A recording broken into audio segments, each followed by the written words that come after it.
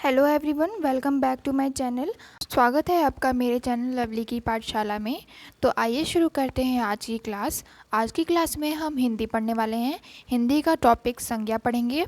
संज्ञा को हम इंग्लिश में नाउन कहते हैं। आपने इंग्लिश में पढ़ा होगा नाउन क्या होता है, तो उसी को हम आज हिंदी में पढ़ने वाले हैं। संज्ञा क्या होता है, इसके भेद देखेंगे। भेद को भी डिटेल में देखेंगे, कुछ एग्जाम्पल लेंगे ताकि आपको अच्छे से समझ में आ जाए। तो आइए शुरू करते हैं आज की क्लास। संज्ञा यानी नाउन, किसी व्यक्ति, वस्तु, स्थान या भाव के नाम को संज्ञा कहते हैं। किसी का नाम ही उसकी संज्ञा है। इस धरती पे उपस्थित हर एक वस्तु जिसका अस्तित्व है, जिसका नाम है, उसे हम संज्ञा कहते हैं। संज्ञा के प्रकार 3 हैं: व्यक्तिवाचक संज्ञा, जातिवाचक संज्ञा और भाववाचक संज्ञा। आप यहाँ पे सोच रहे होंगे कि संज्ञा के तो 5 प्रकार होते हैं: proper noun, countable noun, abstract noun, concrete noun and collective noun. लेकिन यहाँ पे 3 ही हैं। तो मैं आपको बता दूं कि जब हम इंग्लिश में पढ़ते हैं तो संज्ञा के यानी नाउन के 5 प्रकार होते हैं, लेकिन जब हिंदी में हम पढ़ते हैं तो जो जातिवाचक संज्ञा है उसमें 2 प्रकार के संज्ञा आते हैं, एक द्रव्यवाचक, एक समूहवाचक। इन दोनों को भी मिला के जब हम गिनेंगे तो 5 हो जाते हैं संज्ञा के प्रकार। लेकिन हम इसको जातिवाचक संज्ञा के अंतर्गत ही पढ़ते हैं, यानी जातिवाचक संज्ञा के 2 प्रकार होते हैं, तो उसको हम बाद में पढ़ेंगे। अभी हम पढ़ लेते हैं व्यक्तिवाचक संज्ञा। व्यक्तिवाचक संज्ञा को हम इंग्लिश में प्रॉपर नाउन कहते हैं। जो किसी व्यक्ति, स्थान या वस्तु का बोध कराती है उसे हम व्यक्तिवाचक संज्ञा कहते हैं, जैसे राम, गंगा, पटना आदि। व्यक्तिवाचक संज्ञा में व्यक्ति विशेष का बोध होता है, यानी किसी एक पर्टिकुलर व्यक्ति की ही इसमें बात की जाती है। जैसे राम है तो राम को हम जातिवाचक संज्ञा में नहीं रख सकते हैं, क्योंकि राम सिर्फ एक ही लड़का है, एक ही लड़के का नाम है। तो इसमें व्यक्ति विशेष का बोध हो रहा है कि एक ही लड़के की बात की जा रही है। जैसे गंगा है तो गंगा, जो नदियों के नाम में हम गंगा नदी पढ़ते हैं, तो गंगा जो है किसी एक नदी की बात कर रहा है, इसलिए ये व्यक्तिवाचक में है। जैसे राज्य होते हैं तो पटना एक राज्य है, तो अगर राज्य की बात की जाए तो जातिवाचक में आएगा। तो राज्य में किसी एक राज्य की बात की जाए, जैसे पटना, यूपी, हरियाणा, बिहार, तो ये व्यक्तिवाचक संज्ञा में आ जाएगा। जैसा कि आप यहाँ देख पा रहे हैं, मैंने एक टीएलएम बनाया है ताकि आपको उदाहरण देके अच्छे से समझा पाऊँ। तो व्यक्तिवाचक संज्ञा में नरेंद्र मोदी है। अगर आपसे पूछा जाए कि नरेंद्र मोदी किस संज्ञा के अंतर्गत आता है, तो व्यक्तिवाचक है, क्योंकि इसमें किसी एक व्यक्ति की बात की जा रही है। नरेंद्र मोदी एक व्यक्ति हैं, तो वो व्यक्तिवाचक संज्ञा है। गांधी जी, ये भी किसी व्यक्ति विशेष की बात कर रहा है, तो ये भी व्यक्तिवाचक संज्ञा है। नीचे एक लड़का है जो कि मोहन है, अगर पूछे आपसे मोहन क्या है, तो ये व्यक्तिवाचक संज्ञा है। मैंने आपको अभी बताया कि लड़के में बहुत सारे लड़के आते हैं, मोहन, रोहन, सूरज, चंद्रमा, आकाश। ऐसे अगर किसी एक लड़के की बात की जा रही हो तो उसे हम व्यक्तिवाचक में रखेंगे।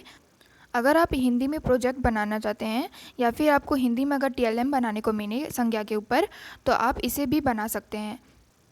जातिवाचक संज्ञा, जातिवाचक को हम इंग्लिश में कंपाउंड नाउन कहते हैं।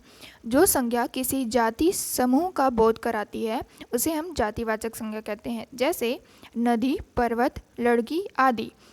जैसे यहाँ पे नदी है तो नदी में बहुत सारी नदी आती हैं, जैसे गंगा, यमुना, ब्रह्मपुत्र, कावेरी, तो ये सब नदियों के नाम हैं।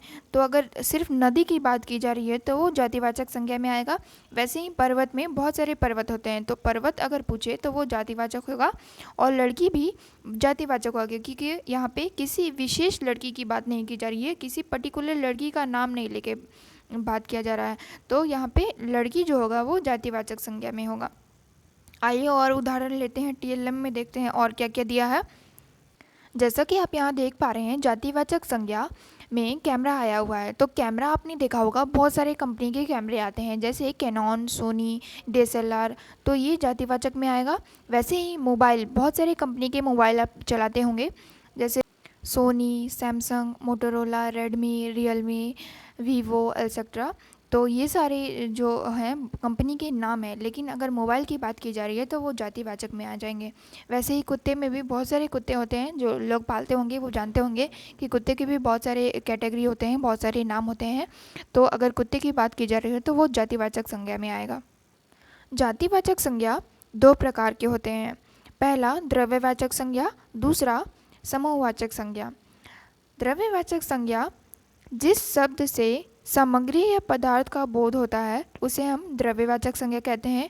जैसे सोना, चांदी, लोहा, ये सब हमारे द्रव्यवाचक के अंतर्गत आएंगे। वैसे ही समूहवाचक संज्ञा जो संज्ञा शब्द किसी एक व्यक्ति का बोध ना कराकर समूहवाचक का बोध कराती है उसे हम समूहवाचक संज्ञा कहते हैं। जैसे टीम, सभा, सैनिक, पुलिस, वर्ग आदि।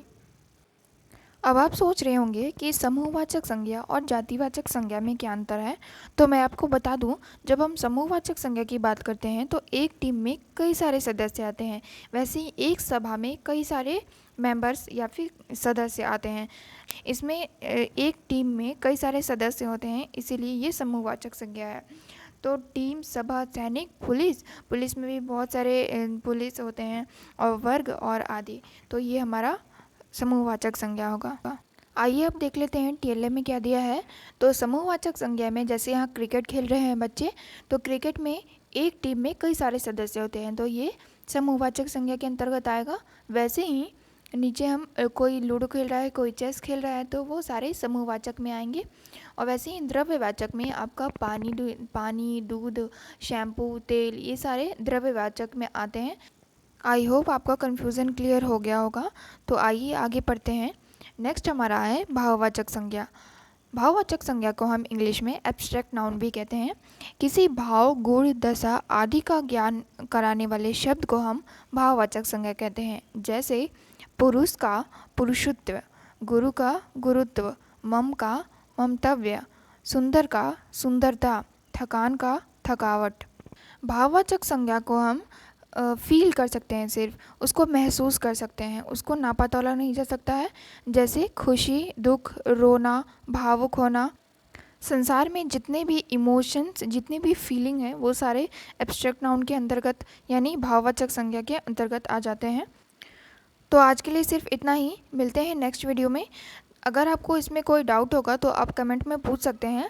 मैंने और भी हिंदी के बहुत सारे टॉपिक पढ़ा रखे हैं, उसका प्लेलिस्ट बनाया है, आप प्लेलिस्ट में जाके देख सकते हैं, या फिर डिस्क्रिप्शन में उसका लिंक है, वहाँ से भी देख सकते हैं। और हाँ, अगर आपको टीएलएम बनाना है यानी हिंदी का कोई प्रोजेक्ट बनाना है तो आप संज्ञा के ऊपर ये बना सकते हैं, बहुत ही सुंदर है। और नोट्स अपना ज़रूर बना लीजिएगा ताकि आपको अच्छे से समझ में आ पाए। मिलते हैं नेक्स्ट वीडियो में। Thank you, bye.